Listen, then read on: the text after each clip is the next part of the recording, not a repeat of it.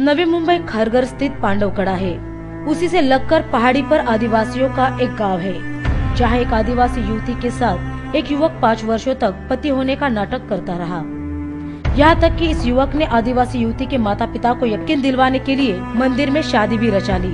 उसके बाद युवती के साथ 5 वर्षों तक पति की तरह रहा, उसके आबरू को तार तार करता रहा। बात यही खत्म नहीं हुई। उसने आदिवासी युवती के पिता को कहा, जो आपकी खारघर सेक्टर 34 में 12.5% जमीन है, उसे अपनी बेटी के नाम कर दीजिए। हम आपके साथ हैं, चिंता की क्या बात है।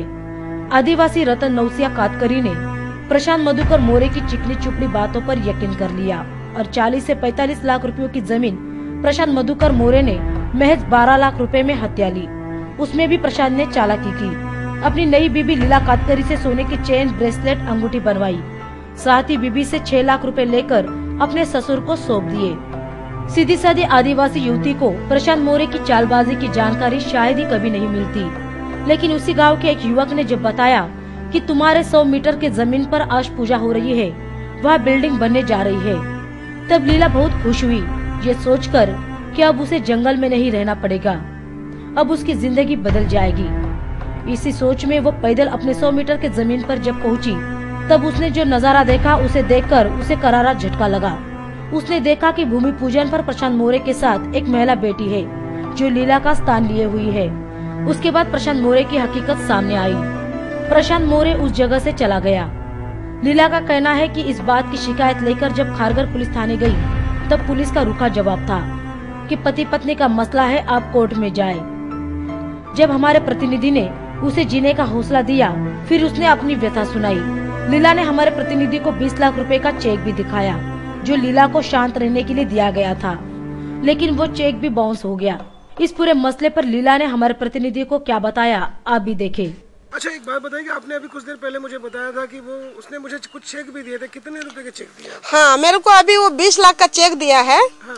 तो वो चेक दिसंबर के 25 तारीख को डालना था, तो मैं दिसंबर के 25 तारीख को मेरे को बोला था कि डालने का, तो 25 तारीख के पहले मैं उसको एक फोन किया, तो बोला कि चेक मत डालना।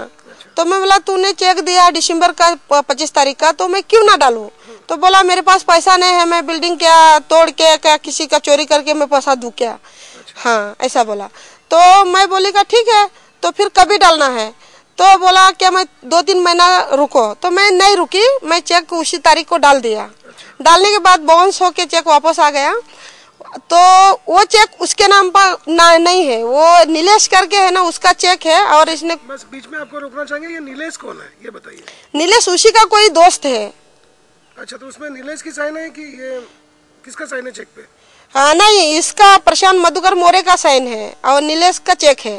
चेक बुक बराबर है और खाता बुक भी बराबर है। उधर जाकर यहाँ भी फरेब किया आपके साथ, यहाँ भी धोखाधड़ी किया आपके साथ? हाँ, यहाँ भी धोखाधड़ी किया सर मेरे साथ। इसके बारे में आपने पुलिस में अब तक शिकायत लिखाई कि इस तरह से हमारे साथ छल किया गया, धोखा दिया गया? नहीं, अभी खारघर पुलिस स्टेशन में मैं गए साल गई थी ना, तभी नहीं लिया, तो मैं खारघर स्टेशन में नहीं गई हूँ। पुलिस स्टेशन में एसीपी के पास गई थी, एसीपी का प्यून है ना, उनके पास गई। क्या बोला मुझे, क्या तुम 6 महीना तक चेक चल सकता है, 6 महीना तक रुक जाओ, वो देगा तो ठीक है, चेक की तारीख खत्म होने के बाद गरीब आदमी क्या कर सकता है साहब। लीला आज भी इंसाफ की तलाश में दर बदर भटक रही है, लेकिन उसके जीवन तथा उम्र भर की पूंजी को लूटने वाला व्यक्ति आलीशान बिल्डिंग बनाकर मौज कर रहा है।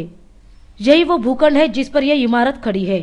और देखिए, यही है प्रशांत मोरे, जो आदिवासी युवती की आखिरी जमा पूंजी लेकर रफू चक्कर हो गया।